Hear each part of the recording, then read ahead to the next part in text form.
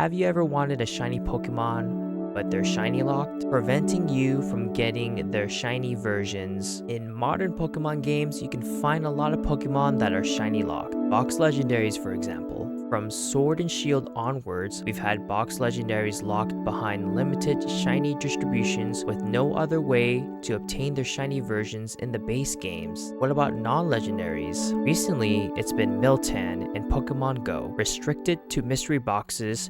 You had till July 3rd, 2024 to try and obtain them. Okay, well, you might be saying to yourselves right now, well, Yoshi, I don't care about the mobile game. What about the mainline games?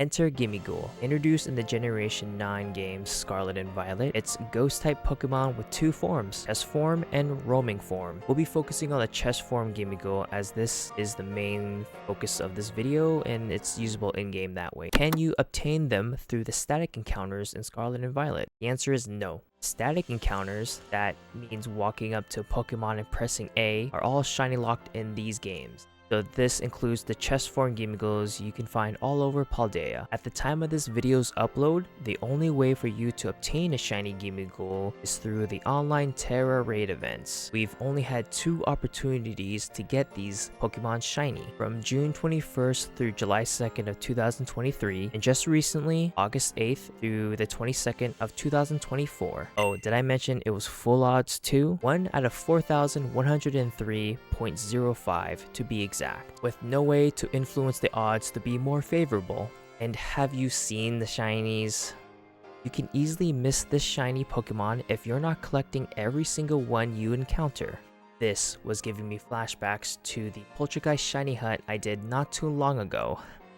Last year, when the raid first went live, I got lucky and caught a few Gimmigoul shinies from encountering them through the Tera raid battle search. So I figure, why not try it again?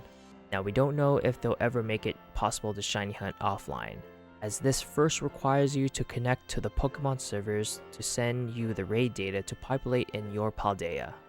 With the allure of a limited event shiny, full odds hunting, and the experiences I gained from last year's hunt, I booted up my Switch to begin this hunt. I also wanted to catch these little coin pinchers in different Pokeballs.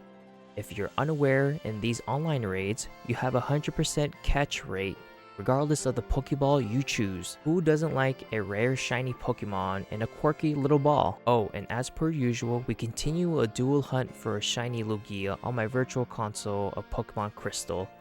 Spoiler alert, we didn't get a shiny Lugia through this. If you want to see the crazy luck on this exact virtual console save file, check out these videos here. Day 1 started on August 12th, 2024. We connected online and ran headfirst into the hunts. With a lot of connectivity issues, false flags, and chucking many Pokeballs, we got our first Gimmigoul. Locking in at a low 12 raid encounters, we got the little dude in a luxury ball. Shout out to Orange. Day 2 was the next day. With more of the same quirks from yesterday happening, we ran into our second shiny after 10 encounters. We caught it in a beast ball. Well, adding on to that luck, randomly in chat, Avira was kind to gift us a shiny Gimmigoul raid that they had on their Switch. That was pretty neat, so after saying thanks, we threw a dream ball and continued on. Then things got interesting. When looking for raids, we ran into what looked like a familiar name, but when checking through the VOD, it was a variation of said name.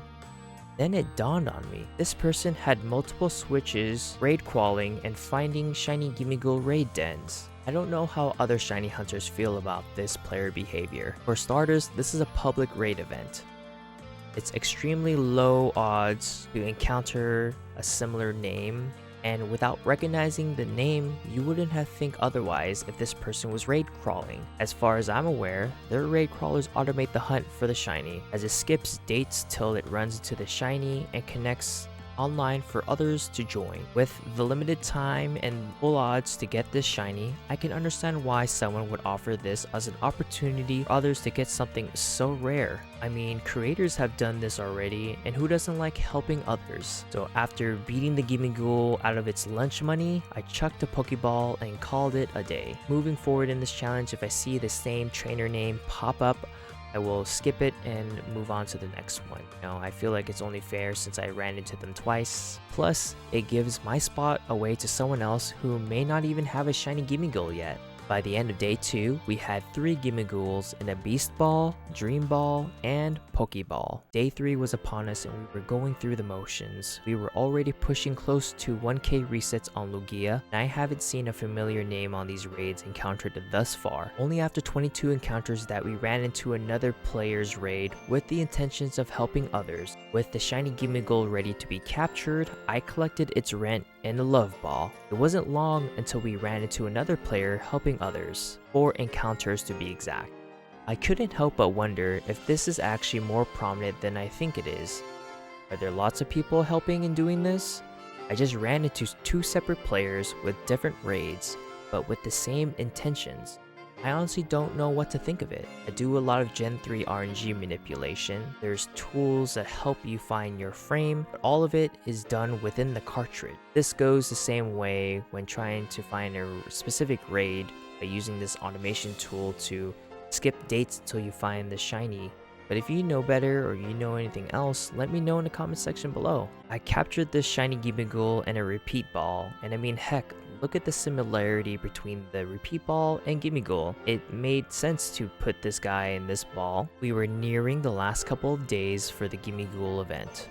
While playing through a non-Pokemon game on stream, a friend of the channel messaged me informing me that they picked up on a shiny Gimmigoul raid and wanted to know if I wanted to join in. In the beginning of this challenge, I didn't know how hard it would be to hunt for this little guy, and asked if I wanted to join any of their raids if they got one. I couldn't say no at this point, as you might recall, I already said yes to another raid that was gifted to me. So while the Steam game was in maintenance, I pulled out my Switch and put my Skelly Dirge to work one last time to get my final shiny Gimmigoul in the sport ball. By the way, shout out to Zach, thanks for getting me that last Gimmigoul raid.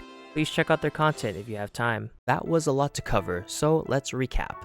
7 Gimmigouls caught, 2 from invites, 5 encountered through the Tera raid battle search network, all under odds, all caught and unique Pokeballs. At the time, I couldn't help but wonder what Gimmigoul reminded me of from my childhood. And sure enough, it hit me. Remember the Burger King Pokemon TCG gold-plated cards from 1999? A while back, while cleaning through my room, we dug up the old collectibles as well as a Pikachu, silver coin. Kinda neat after all these years, these things survived and I'm able to take care of them and collect them again. Well, that's the end of the video. If you made it this far, please like, comment, share, and subscribe, and I will see you all when I see you.